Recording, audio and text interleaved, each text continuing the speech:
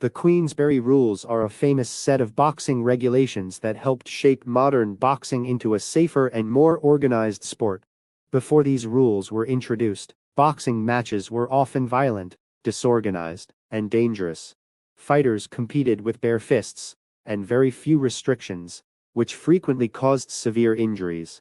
Matches sometimes lasted for many hours because there were no timed rounds or official limits. The introduction of the Queensberry Rules brought structure, fairness, and discipline to boxing. Over time, the phrase Queensberry Rules also became associated with honorable behavior and fair competition in everyday life. The rules are closely connected with John Sholto Douglas, whose support made them widely known during the 19th century. Although another individual was mainly responsible for writing the rules, the Marquess publicly promoted them, and his name eventually became permanently attached to them. Introduced in 1867, the rules changed boxing by requiring gloves, establishing timed rounds, and creating official procedures for knockdowns and victories. These changes marked an important step away from chaotic bare-knuckle fighting and toward a more professional sport. One of the most important parts of the Queensberry Rules was the requirement that fighters wear padded gloves. Before gloves became mandatory, bare-knuckle boxing often caused deep cuts, broken bones, and permanent injuries. Gloves reduced some of the physical damage, and also made the sport appear more respectable to the public. The rules also introduced rounds that usually lasted 3 minutes, followed by short rest periods. This system created a more organized competition, and made boxing easier for audiences to follow and understand. The Queensberry Rules also promoted fairness by defining which actions were legal and illegal during a fight. Dangerous behavior such as wrestling holds, hitting a fallen opponent, and other unfair tactics became forbidden.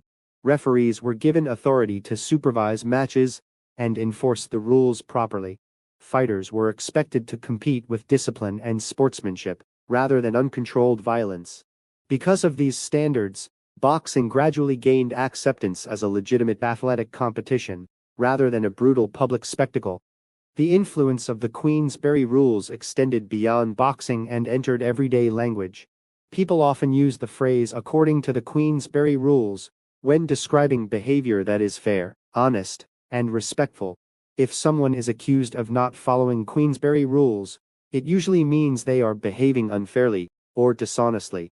In this way, the phrase became a symbol of civilized conduct and respect for established standards. It reflects the belief that even competition and conflict should follow ethical principles. Modern boxing still reflects many ideas introduced by the Queensberry Rules. Professional boxing continues to use gloves, timed rounds, referees, and organized regulations that developed from these original guidelines. Although additional safety measures have been added over time, the foundation created in the 19th century remains important today. Sports historians often consider the Queensberry Rules a major turning point that helped boxing become an internationally respected sport.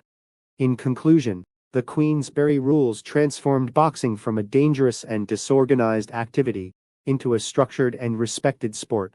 By introducing gloves, timed rounds, and standards of fair competition, the rules improved both safety and professionalism in boxing. The phrase later became a broader symbol of honesty, discipline, and honorable behavior in everyday life.